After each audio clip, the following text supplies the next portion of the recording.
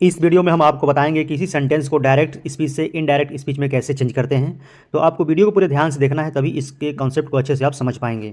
तो आइए इसको हम बताते हैं। यहाँ पे देखिए जो क्वेश्चन लिखा गया है, ही सैड टू मी, ठीक है। और ये जो डबल इन्वर्टेड कामा के अंदर में लिखा गया है, यू आर हैप्पी, तो ये जो पार्ट हमारा होता है इसको बोलते हैं रिपोर्टिंग वर्ब। और ये जो डबल इन्वर्टेड कामा के अंदर जो सेंटेंस लिखा गया है, यू आर हैप्पी, इसको बोलते हैं रिपोर्टेड स्पीच, ठीक है। तो इसको हम लोग इनडायरेक्ट बनाने के लिए क्या करना होता है, पहले दो तीन बात को आपको ध्यान देना पड़ता है। ये जो हमारा रिपोर्टिंग वर्ब का जो सेंटेंस दिया गया है, ठीक है, इसके देखें कि जो वर्ब दिया गया है यानी कि सैड, ये किस में है, पास्ट में। यदि आपका पास्ट में दिया गया है तब तो इसके टेंस में परिवर्तन होता है। अगर यहाँ पे रिपोर्टिंग वर्ब प्रेजेंट में रहता है या फ्यूचर में रहता है तो ये रिपोर्टेड स्पीच के टेंस में कोई परिवर्तन नहीं होता है, ठीक है। तो अब इसको हम लोग चेंज करने वाले हैं किस में, इनडायरेक्ट स्पीच में। तो यहाँ पे जो दिया गया मेरा sentence, he said to me, यानी कि ये सेंटेंस किस में है, पास्ट में ही है, क्योंकि सैड लगाया गया है, सेकेंड फॉर्म है यहाँ पे। और यू आर हैप्पी, ये मेरा किस में है, सिंपल प्रेजेंट में दिया गया है, ठीक है। इज एम आर जो लगता है क्या हो, सिंपल प्रेजेंट ही होता है। तो इसको हम लोग बदलेंगे किस में, यदि सिंपल प्रेजेंट में दिया गया है तो सिंपल पास्ट में चेंज करेंगे। तो आइए इसको देखते हैं कैसे चेंज करते हैं।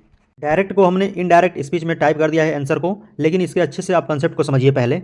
यहाँ पे देखिए, ही सैड टू मी, यानी जो सैड टू था इसको मैंने बदला है टोल्ड में। तो ही टोल्ड, और ये आपका मी ऑब्जेक्ट था, यहाँ पे मी मैंने लिख दिया है। अब कामा को हटा दिया जाता है, उसके स्थान पे दैट का प्रयोग किया जाता है। तो इतना आप समझ गए होंगे, ही टोल्ड मी दैट। अब यहाँ पे प्रोनाउन चेंज करने की बात है और टेंस चेंज करने की बात है। तो यहाँ पे देखिए, यू आपका सेकेंड पर्सन का प्रोनाउन होता है। और यहाँ पे इसके लिए आपको एक फार्मूला याद करना पड़ेगा, SON, यानी 1 2 3, ठीक है। यदि रिपोर्टेड स्पीच में जो मेरा सेकेंड पर्सन का कोई प्रोनाउन है, सेकेंड पर्सन का जो प्रोनाउन है, तो रिपोर्टिंग वर्ब के ऑब्जेक्ट के अनुसार चेंज होता है। यहाँ पे लिखा है ना, S मतलब सब्जेक्ट फर्स्ट पर्सन, O मतलब ऑब्जेक्ट यानी सेकेंड पर्सन के अनुसार बदलेगा, N मतलब नो चेंज, या जो थर्ड पर्सन रहेगा इसमें कोई अगर रिपोर्टेड स्पीच में, तो इसके मतलब प्रोनाउन में कोई चेंज नहीं होता है, ठीक है। तो यहाँ पे यू मेरा किस में है, सेकेंड पर्सन में है, तो ये रिपोर्टिंग वर्ब के ऑब्जेक्ट के अनुसार बदलेगा।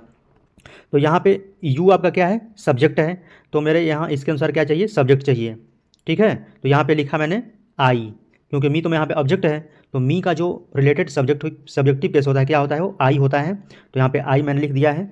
उसके बाद ये आपका प्रेजेंट में था तो इसको बदलेंगे पास्ट में, तो वाज हो जाएगा। और आपका हैप्पी है तो हैप्पी लिख देंगे। तो इस तरह से बदलने का इसका कॉन्सेप्ट होता है।